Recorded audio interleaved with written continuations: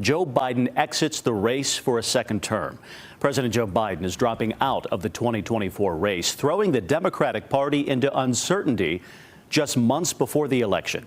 In a statement late this morning, President Biden said that he will stand down, but he will remain as the president until the conclusion of his term. The Democrats are now left to find a new candidate, a shocking development for an election many in the party argue is among the most consequential in a lifetime. Biden won the vast majority of delegates in every nominating contest but one. And now that he's dropping out, those delegates will be free to support another candidate.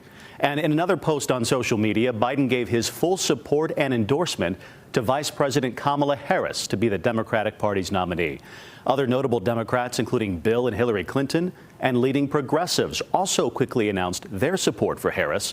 And we understand this evening that there is indeed growing support within the party for a ticket led by the vice president, but that outcome is not a certainty at this point.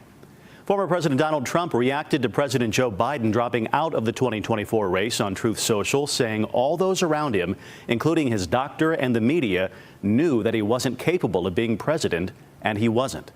Vice President Kamala Harris today released a statement in response to President Biden's endorsement.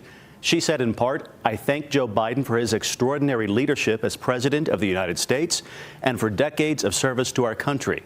She went on to say this, "I am honored to have the president's endorsement, and my intention is to earn and win this nomination. I will do everything in my power to unite the Democratic Party and unite our nation to defeat Donald Trump and his extreme 2025 agenda."